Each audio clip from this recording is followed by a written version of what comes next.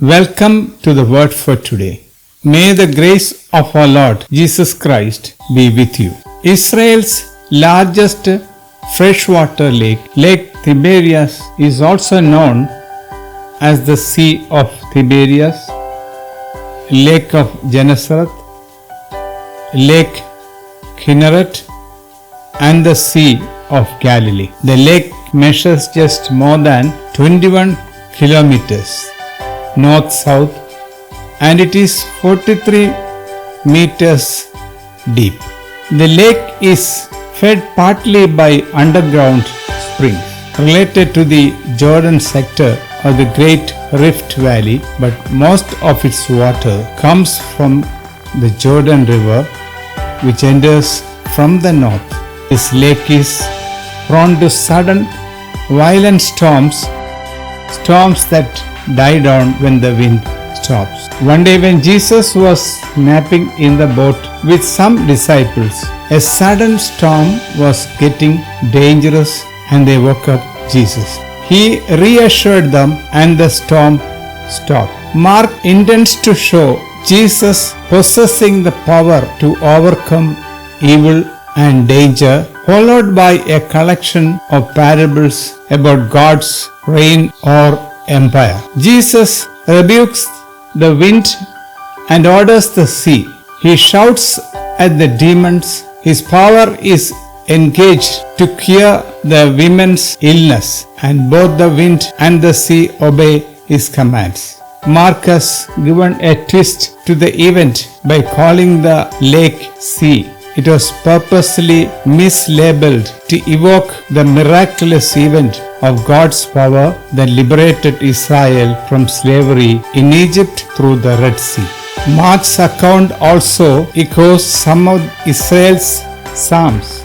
Facing a storm on the sea, sailors cried out to the Lord in their trouble. Then the Lord made the storm be still, and the waves of the sea were hushed. Just as Israel's God stills the storm and hushes the waves, so does Mark's Jesus.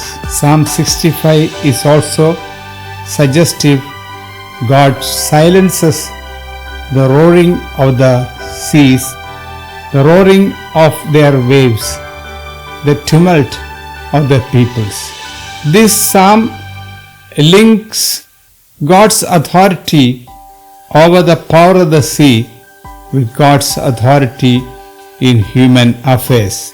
Just as God brings the storms to silence, so does God bring peace among the peoples of the earth. Psalms 25 and 107 proclaim that the God of Israel brings peace to all circumstances, including distress among human communities.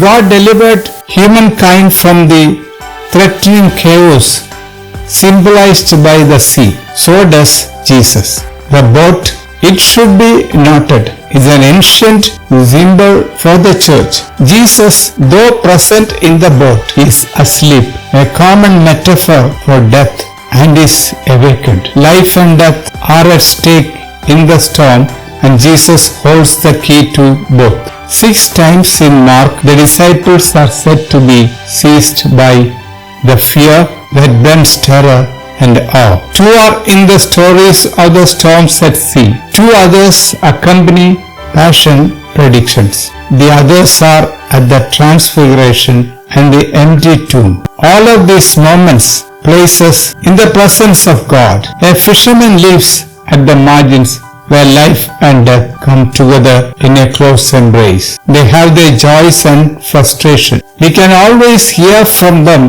the perennial complaint, we are caught nothing. Their life is ever a challenge. Today, whole humanity is in the same situation with COVID-19 pandemic. Fear and death have surrounded us. Many have lost their lives. Ministries are in the cold storage.